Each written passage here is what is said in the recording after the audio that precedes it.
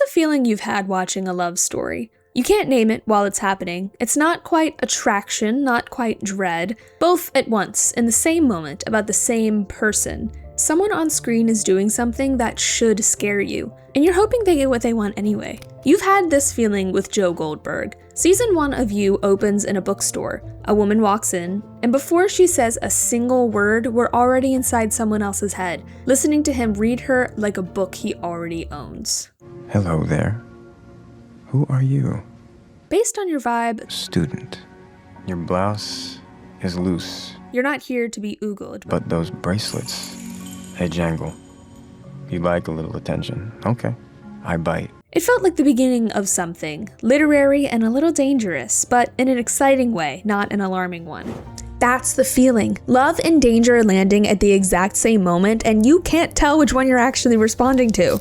How do you write that? How do you build a love interest who makes an audience feel both things simultaneously, every scene, without either one swallowing the other? There are 4 things that writers got right about the terrifying love interest, and once you understand them, that double feeling will never quite feel the same again. For the first one, you have to understand how Joe Goldberg was written, because if there's one thing you can say about Joe, it's that his love for Beck is real. He reads her writing before she's ever been published. He listens when she talks about her father. He shows up, consistently and quietly, in the specific ways that matter to her. And he believes, in some part of himself that isn't entirely broken, that he's the one person who actually sees her for what she is. That's the one defining trait of Joe. The next trait completes his character. He also follows her home, climbs a fire escape to watch her through the window, goes through her phone, decides without asking who in her life is good for her and who needs to be removed. And when he locks her in a glass cage in the basement of his bookstore,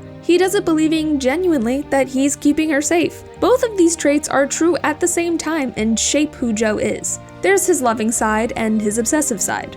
Those two were not written as opposites on purpose. It isn't a mask and a face underneath, but it's the exact same feeling expressed in the exact same moment, not one that eventually became the other. Both present from the beginning, inseparable. That's the architecture of the terrifying love interest, and it does something very interesting to those of us watching.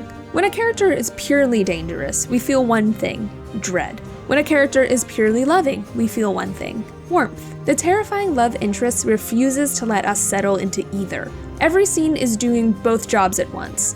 When Joe follows Beck down the street, the question, is this devotion or surveillance, doesn't have a clean answer because the writing won't give you one. The answer is yes, always yes. And we sit with that yes, unable to resolve it into something simpler, feeling both things simultaneously and not quite knowing what to do with that. That double feeling is the whole game. It creates a tension that doesn't release. We're drawn in by the love and unsettled by the danger. And because the two things are structurally the same, we can't step back from one without stepping back from both. And we don't want to step back from the love, so we stay. You see a compressed version of this with Noah in the Notebook during the Ferris wheel scene. He asks Sally out, she says no. He climbs onto the wheel, hangs by one hand dozens of feet in the air, and tells her she needs to say, "Yes, I want to go out with you," before he'll come back down. The desperation is real, and so is her fear of watching him fall. She doesn't say yes because she wants to. She says yes because he's made her responsible for what happens if she doesn't. Both of those things live in the same gesture. The film calls it passion. Audiences called it romantic for 20 years. The writers of You understood this so completely that Penn Badgley, the actor playing Joe, had to go on Twitter mid-run of the show to remind viewers that Joe is a murderer, not a misunderstood man. A murderer. The fans' response broadly was, yeah, but... That yeah, but is the competing motivations working exactly as designed. Badgley later said the show is culpable for people liking him, that they deliberately deployed romantic constructs to build sympathy. And it worked so well that even an audience that knew Joe was killing people kept reaching for the love reading first. The next question is why we reach for the love reading first. Why, when we feel that double pull, do we land on devotion rather than danger? For that, you need the wound. Joe's backstory in You is not subtle, and it's not supposed to be. His father was abusive. We're talking cigarette burns into his arm. When Joe was younger, he shot and killed his father to protect his mother. And then his mother, the person he had just committed his first act of violence for, handed him straight over to social services. Just like that. The man who took him in was Mr. Mooney. the owner of the bookstore Joe would eventually inherit. And Mr. Mooney, who Joe remembers as a father figure, kept young Joe locked in a glass cage in the basement until he learned to behave. You've seen that cage, the one Joe uses for Beck. That is not a coincidence the writers stumble onto. That is the most precise image the show has. The one thing done to Joe as a child becomes the thing Joe does as an adult because it's the only framework he has for what love and control look like in the same room. The cage is the thesis of his character. The moment the show gives us that backstory, something shifts in how we watch him. We stop being pure witnesses. We become something closer to rescuers. We understand why he is the way he is. We can see the hurt underneath the behavior. And because we can see it, some part of us believes that better love that finally doesn't leave, could fix it. But why? It works because the wound is real. The writing isn't lying to you. Joe was genuinely hurt in those specific ways. His pain is not manufactured. What the show does is use a true thing to make you look away from another true thing. Christian Grey works exactly the same way. His backstory as an abuse survivor is one of the first real things Anna learns about him. Offered early, framed carefully, positioned as the explanation for everything difficult about him. The audience receives it and immediately starts doing the same calculation. If someone had just loved him correctly, maybe none of this would look the way it does now. You can't help it. That's what a real wound does to a real person watching. The difference with Joe is structural precision. Christian's backstory explains his behavior from the outside. Joe's cage is his behavior, made physical. You can point to it. The same object in the same room across two timelines. There's no cleaner way to show an audience that a character is repeating the damage done to them. Now, the wound explains why we reach for love first, but what it doesn't explain is how the writing keeps the two feelings from ever separating enough for us to get our bearings. There's another technique for that. Take a look at the bookstore where Joe works. If you look at it, you can see it is dim lit, full of rare books. The space is romantic by design, nothing threatening at all. That cage is in the same building. The cage is lit extremely well, feeling more threatening and less romantic. The film continues doing that. When Joe follows Beck, when the camera tracks him tracking her, watching her through a window, standing outside a party she's at, the shot is filmed identically to how the show films any man watching a woman he loves. Same framing, same music, same quality of attention. You cannot tell from the formal cues alone whether you're watching devotion or surveillance, because the show won't let you.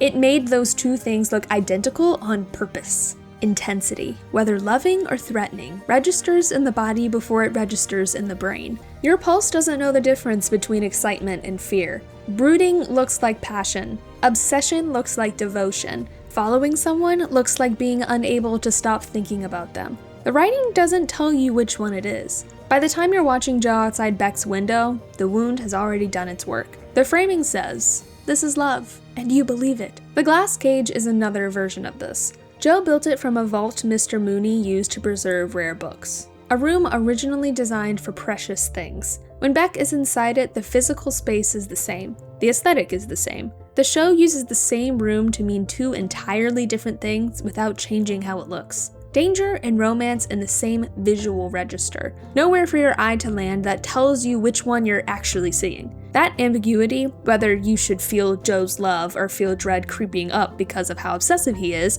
what makes you keep watching. But all three of these things can only work if they get delivered directly into your head.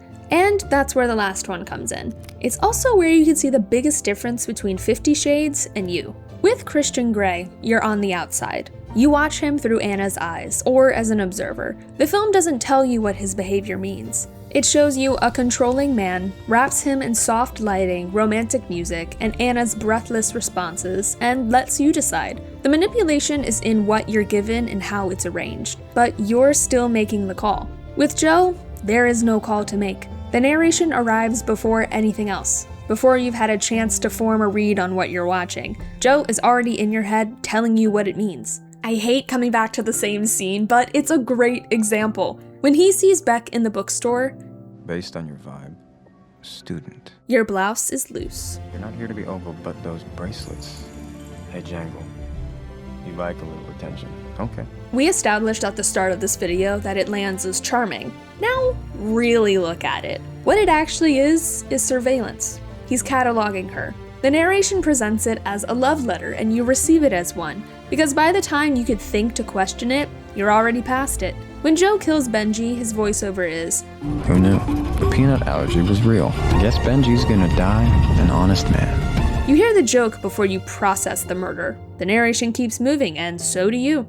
With Christian, you have interpretive distance. Manipulated, yes, but present. With Joe, that distance was removed before you noticed it was gone. You were inside his logic from the first line. Everything you watched through a framework that had already decided what it meant. Which brings us back to the 4 elements that craft a terrifying love interest you're still rooting for. The competing motivations that make the double feeling possible. Love and danger as the same action, inseparable. The wound makes us reach for the love reading first. A real hurt, used to redirect our attention away from another real thing. The aesthetics make both feelings formally indistinguishable. Same framing, same music, same room. And the narration removes the last thing that could have saved us. The interpretive distance that lets you see danger as danger. Together, they build a feeling. A very specific feeling that most of us have had, not just watching these shows, but in rooms with real people. The pull towards someone who scares you.